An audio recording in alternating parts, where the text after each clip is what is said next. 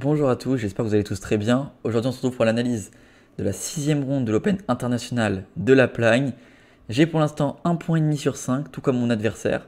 Il a lui fait 3 matchs nuls et 2 défaites. Il a perdu contre deux joueurs à environ 2400. Robert Céline, une des meilleures joueuses au monde, enfin la meilleure joueuse junior je crois au monde, et une des meilleures joueuses au monde tout court en fait. Elle a 16 ans mais elle est déjà plus de 2400. Et il a aussi perdu contre Tom de Quinière, donc pareil c'est un jeune d'environ 18 ans en 2400. Et ensuite, il a fait 3 matchs nuls contre des joueurs environ classés 2000 et quelques. Donc voilà, pour l'instant, toujours pas de victoire pour lui. Moi, j'ai 1,5 sur 5, ça commence à être chaud. Je me dis que si cette partie, j'arrive pas à faire un résultat, le tournoi peut commencer à partir un peu en cacahuète. Même si c'est vrai que en soi, je fais pas un mauvais tournoi. J'ai fait nul 1 mètre, battu 1 mètre feed, perdu deux forts joueurs. Je viens de perdre contre Ernst juste avant dans une position complètement nulle. Je m'arnaque tout seul dans la finale. Donc voilà, en tout cas, il ne faut pas faire de contre-perf. Enfin, de contre-perf, non, c'est un joueur mieux classé que moi, mais il faut réussir à gagner cette partie. J'ai les noirs, c'est le jour de la double ronde. C'est donc le matin. J'ai pas tellement de temps de me préparer, surtout que, en fait, c'est simple. J'allume Chessbase, enfin, Chessbase en ligne, je regarde son profil, je vois qu'il joue E4, D4, cavalier F3, C4, j'éteins Chessbase. C'est bon. Il joue les 4 différents. Je me dis, t'as 1,5 sur 5. Tu t'es préparé pour toutes tes parties. Vas-y tranquille, sans pression, et on verra ce que ça donne. Du coup, juste avant que je commence l'analyse, n'hésitez pas à liker la vidéo, vous abonner à la chaîne si ce n'est pas encore fait, et mettre un petit commentaire à la vidéo. Et c'est parti. Du coup, il m'envoie C4, et je me dis qu'est-ce que je fais. Parce qu'en fait, Freehammer, c'est un joueur du club de Bois-Colombes. J'ai notamment joué Laurent Maquet il y a quelques semaines du club de Bois-Colombes aussi. J'avais perdu. Et aussi, il vient dans ce tournoi avec Rod Anthony. C'est un joueur que j'avais joué au tournoi du Cap d'Agde l'année dernière. Et il m'avait joué C4. Et je me dis, tiens, pourquoi Freehammer se met à jouer C4 maintenant? Un coup qu'il a quand même. Enfin, il joue quand même un peu C4, mais un peu moins que les autres. Pourquoi il se le met à jouer maintenant alors que son coloc avait joué contre moi et jouait aussi C4? Je me suis dit, ok, il a dû se préparer avec lui. Contre Rod Anthony, j'avais joué E5 et j'avais gagné. Mais je me suis dit, il a dû se préparer là-dessus. Mais en même temps, je me dis, à la ronde 4, on m'a déjà joué C4 et j'ai joué E6 et j'ai perdu en 28 coups. Donc je me dis, qu'est-ce que je fais? Je rentre dans sa prépa ou je rejoue quelque chose que je maîtrise pas? Je me dis, on va recommencer. On va recommencer mes conneries. On joue E6. Il me joue donc G3. Et là, je me dis, il y a des chances qu'il ait vu la partie. Ou pas du tout en fait, c'est juste une coïncidence. Mais il y a des chances qu'il ait vu peut-être ma partie de la ronde 4.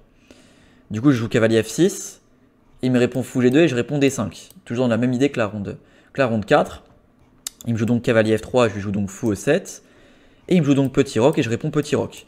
Alors pour l'instant déjà, on peut se dire pourquoi je prends pas ce pion. C'est vrai que je ne l'ai pas expliqué.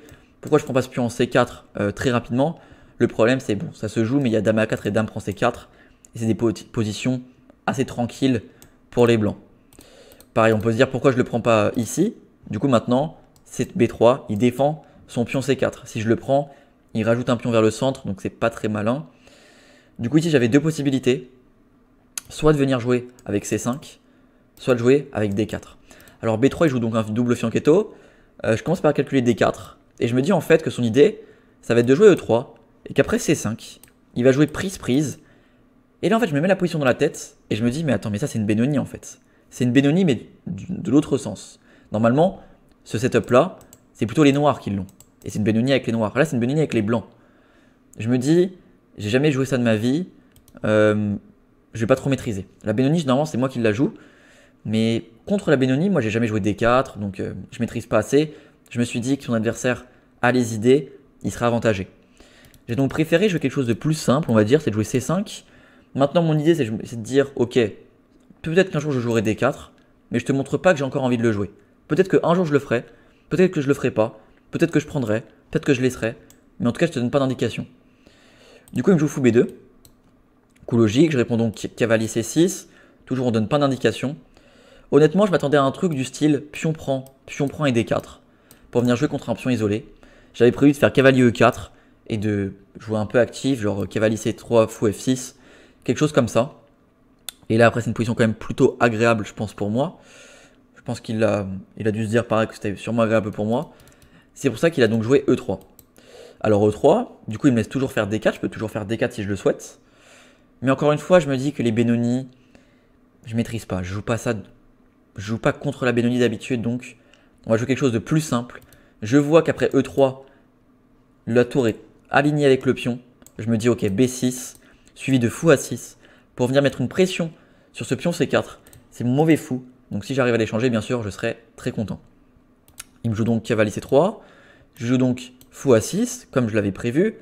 Bon, je suis pas trop habitué à ce genre de position, donc lui il m'a tout joué tempo. Ici il faut savoir qu'il avait encore quasiment tout son temps à la pendule, mais moi j'avais déjà passé quand même une bonne vingtaine de minutes. Donc là je menace de gagner ce pion C4, faut qu'il prenne une décision. Honnêtement, je m'attendais plutôt à qu'il fasse D3. J'avais prévu de jouer un coup comme tour C8. Je me suis dit que, bon, on va jouer tour E8, dame C7, quelque chose de très tranquille, très posé, et qu'au bout d'un moment, soit j'irai prendre, soit j'irai pousser. J'avais prévu de faire ça, mais là il me joue dame E2. Et honnêtement, dame E2, bon, l'ordi valide le coup, hein. L'ordi, il validait même cavalier B5, l'ordi. Mais en soi, je trouve que humainement, dame E2 c'était un peu bizarre pendant la partie, parce que je me suis dit c'est bizarre, il se cloue un peu une pièce tout seul, il se rajoute un clouage tout seul. Après en soi je comprends l'idée, c'est pour lier les tours et préparer peut-être un jour une poussée enfin D4, suivi peut-être un jour de poussée E4, etc. Bon.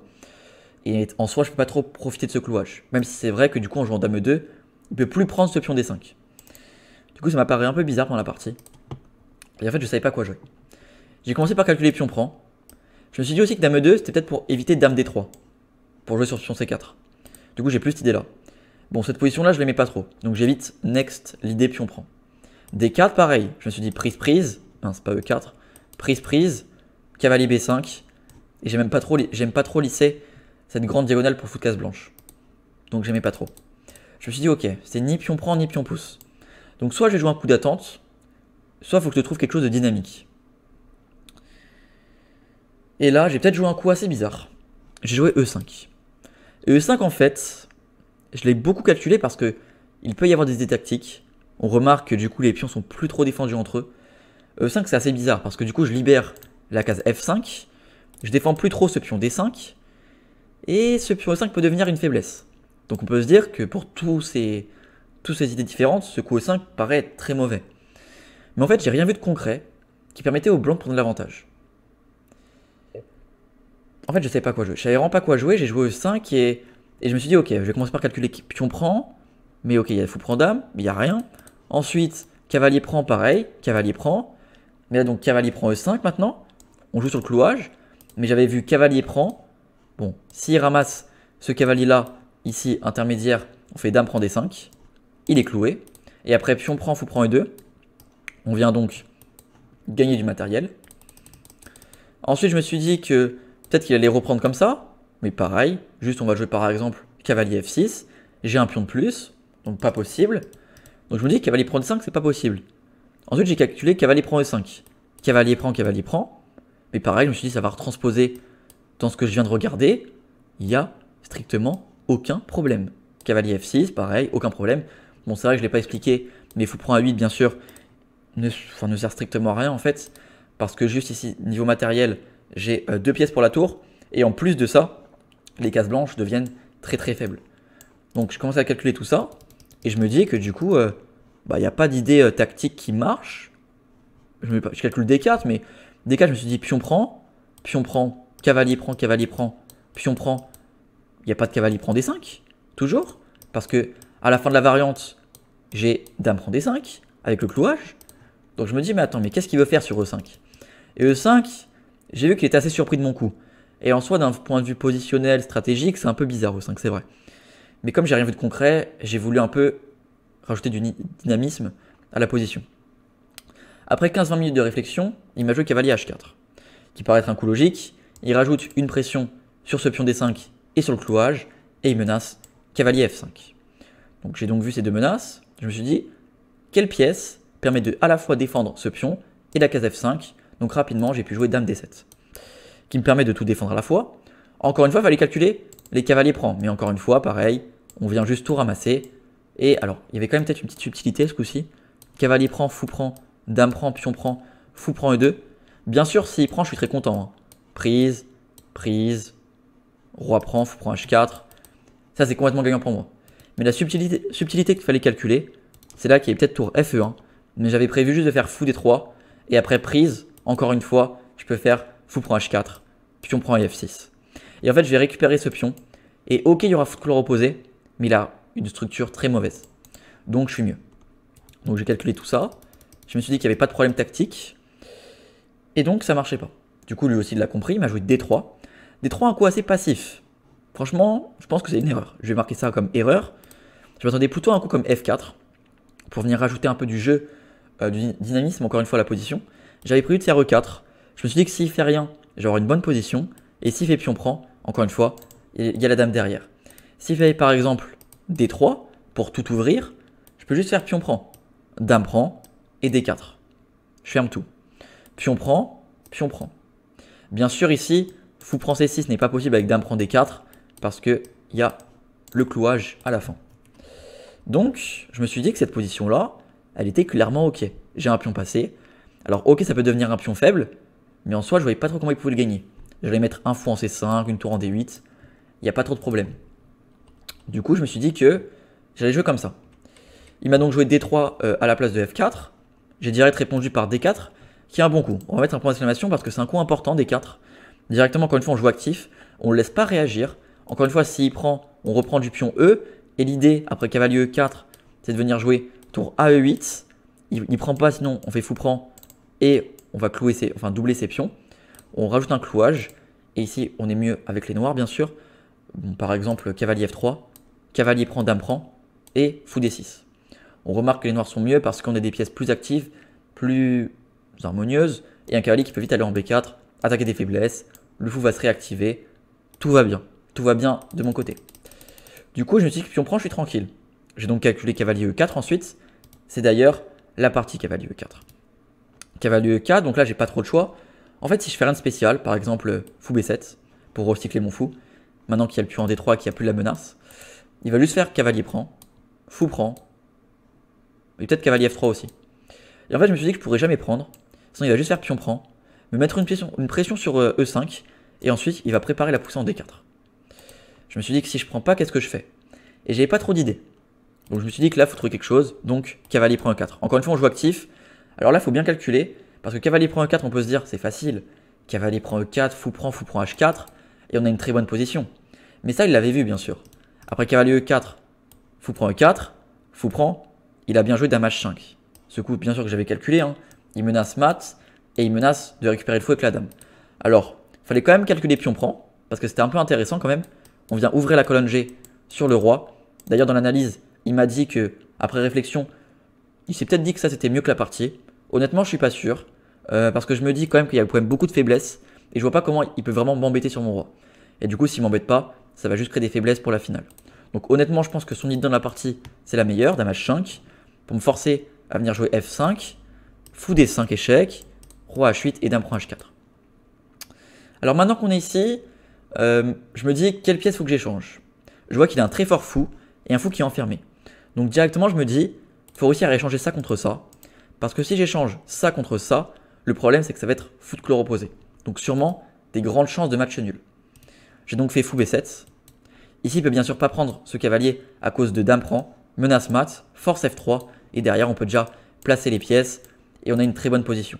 On peut déjà ramasser ce pion, peut-être aussi en E3. Pas sûr parce qu'on va perdre le pion E5. Donc peut-être juste tour F6. Donc ici, bien sûr, il prend pas. Il a fait A3. A3 pour empêcher cavalier B4, avec la menace sur les deux. Et la menace aussi de cavalier C2 pour pion prend E3. Il y avait beaucoup de menaces. Attaque le fou, attaque le pion, menace cavalier C2, la fourchette. Donc il a fait A3, qui permet de tout enlever. Et j'ai donc joué cavalier E7. Alors peut-être que cavalier A5 était plus précis pour attaquer ce pion B3. Mais ici, je me suis dit qu'après fou prend et dame prend, il y avait peut-être B4. Mais ce que j'ai raté, c'est qu'il y a cavalier B3. Donc sur tour B1, bien sûr, il y a cavalier D2. Donc tour AD1. Et maintenant, dame F3. J'ai raté cet enchaînement de coups assez dynamique. On peut placer la tour, ramener les pièces. On menace pion prend et gagner quand même du matériel. Donc j'avais une très bonne position. J'ai raté cette idée-là. J'ai joué cavalier E7. Bon, fou prend forcé, dame prend. Et tour AE1. Je m'y attendais. Maintenant, il faut se poser parce que faut jouer précis. Il faut jouer précis parce que si on joue pas précis, ça peut vite se retourner. Parce que si on laisse le fou de case noire s'activer, ça peut devenir dangereux. Donc il faut jouer quelque chose d'assez, encore une fois, je vais me répéter, dynamique pour pouvoir l'empêcher de se développer. C'est pour ça que j'ai pensé à tour F6. Tour F6, c'est quoi mon idée? On va voir. Mon idée, c'est que je me suis dit que là-dessus, il va forcément prendre ce pion en D4 pour ouvrir. Et maintenant, je fais cavalier G6. Parce que cavalier G6, il a que 2 cases. 3 cases, allez. 1, 2, 3. Ici, j'avais 3 idées différentes. S'il faisait dame H3, mon idée était cavalier F4. S'il bouge la dame, il y a échec et mat en G2. Et s'il prend, il se prend tour G6 échec. Dame G3, et tout simplement, E prend D4. Il va faire par exemple prise-prise, et ici la position est gagnante pour moi, parce que j'ai dame contre tour fou, son fou est complètement inactif, et je vais pouvoir placer mes pièces un peu comme je veux sur son roi, et venir gagner la partie. Donc ça c'est un énorme avantage. Je l'avais calculé. Je me suis dit ensuite, il peut aussi faire dame H5. Dame H5, cavalier F4 c'est moins fort, parce qu'après prise, tour G6, prise, prise, ici, il peut faire D5. Et le problème après pion prend F4, c'est tour E6. Et là en fait pareil, on a encore une fois dame contre tour fou, mais ces pièces sont actives. Ce coup-ci c'est environ égal. Donc je me suis dit que sur dame H5, j'allais changer, j'allais jouer juste C prend D4. Et maintenant ensuite, j'allais peut-être préparer cavalier F4. Mais juste, j'allais jouer avec un très fort centre. Et dernière possibilité, dame G5, c'est la partie. Pour moi, dans la partie, je me suis dit que le pire coup c'était dame G5. Parce que je me suis dit, de 1, ça se met sur la fourchette, et de 2, ça se met sur la colonne.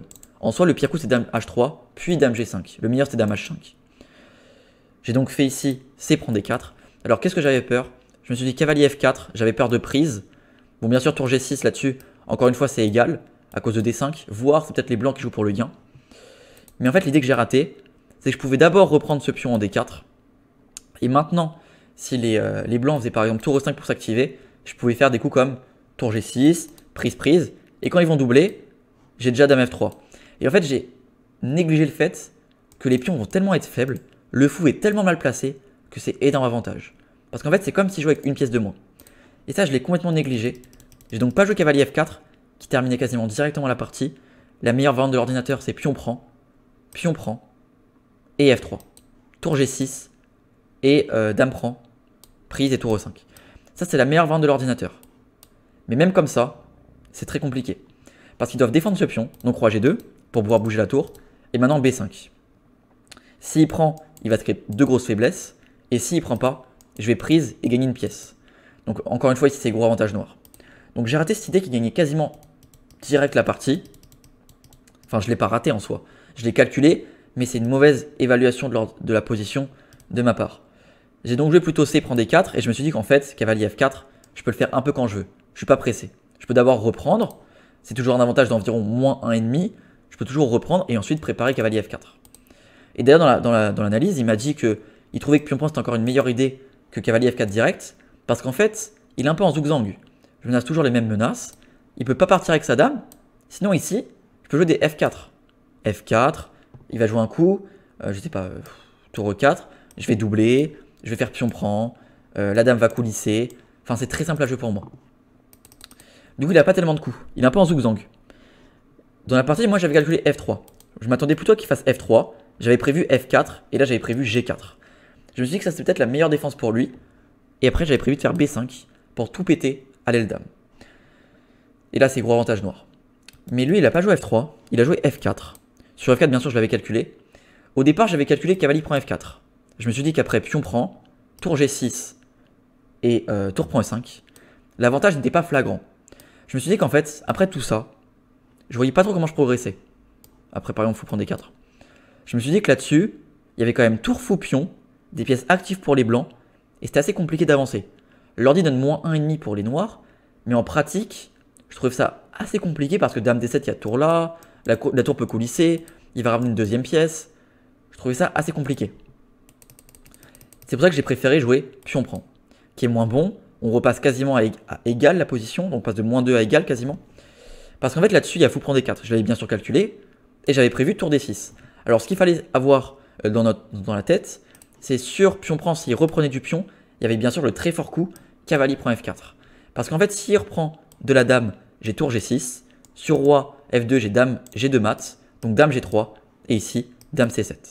Tour F3, et tour prend prise, et là c'est gros avantage noir bien sûr. Donc il ne pouvait pas faire G prend. Alors G prend, cavalier prend, il pouvait aussi faire tour prend, mais bon tour prend pareil, il y a la tour là. S'il reprenait de la tour, pareil, juste cavalier prend, et on a une qualité de plus.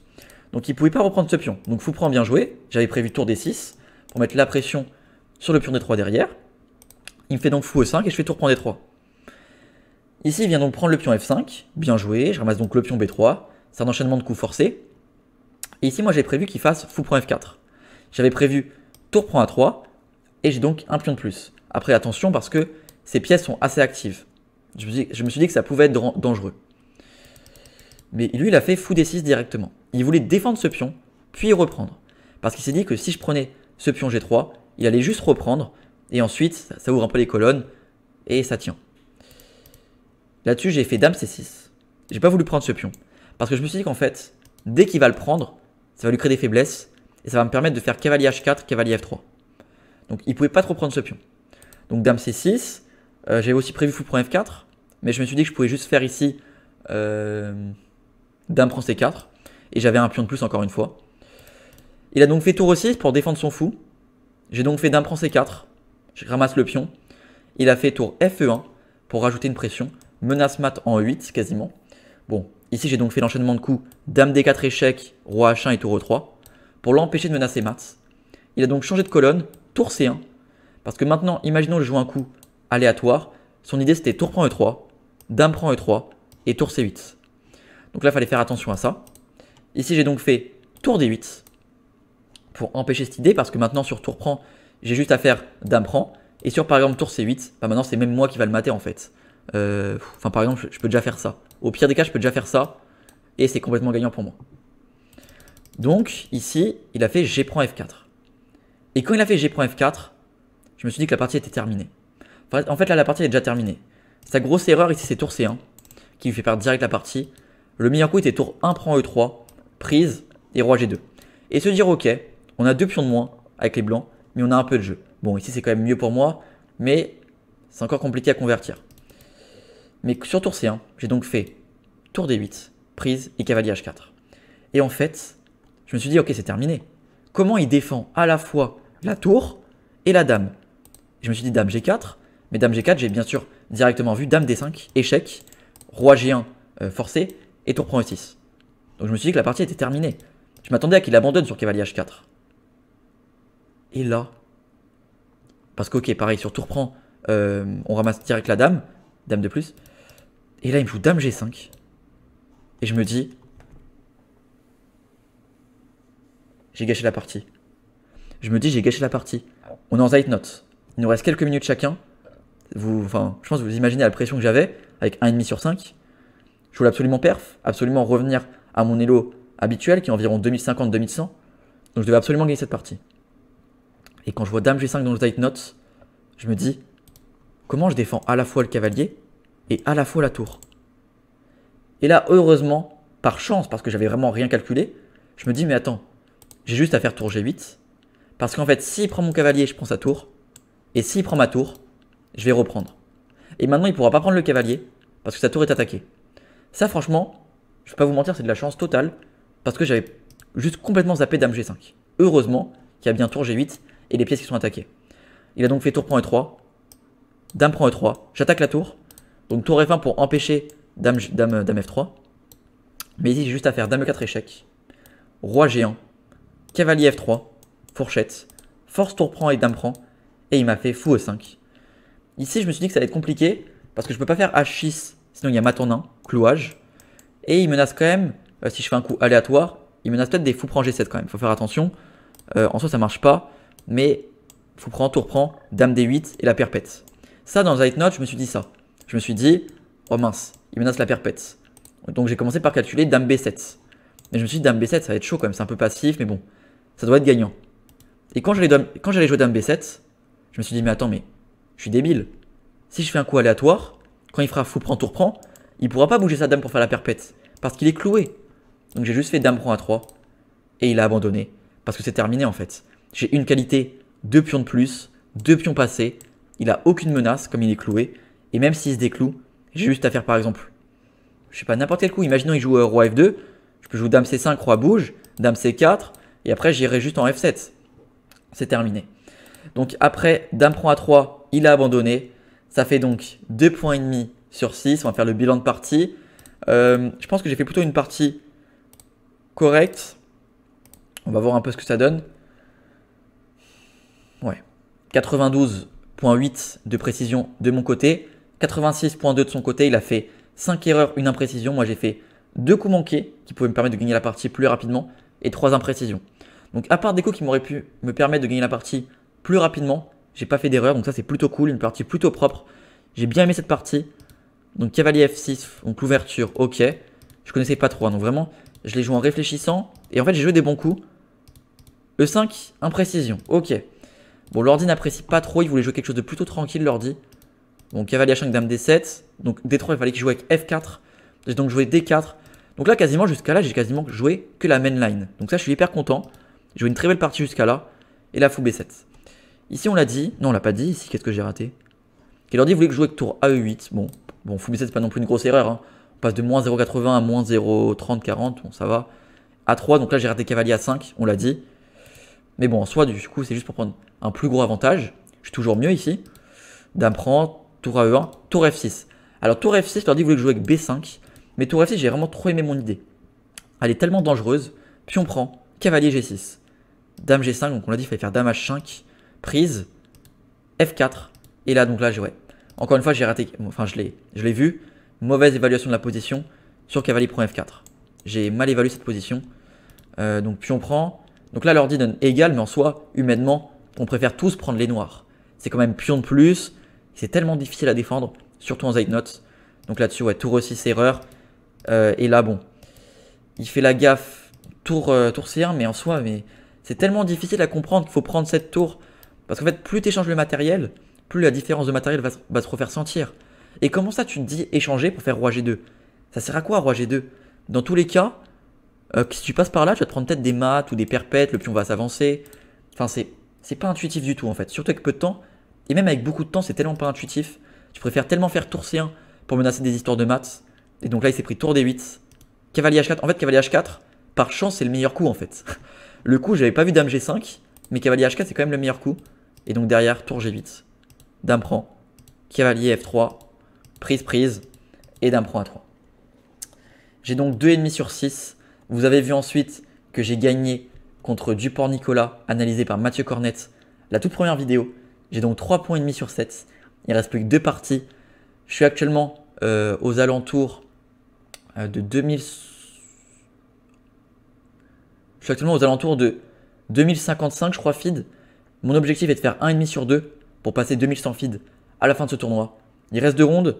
Prochaine ronde, je joue contre un joueur classé 2280 avec les noirs. Dudonion Thibaut, maître feed français. Elle sera analysée par Bilal Bellassène, vice-champion d'Afrique. En tout cas, j'espère que cette vidéo vous aura plu. Si le cas, n'hésitez pas à liker, vous abonner à la chaîne si ce n'est pas encore fait et mettre un petit pouce bleu. Et moi, je vous dis à bientôt pour la ronde 8 avec Bilal. Ciao.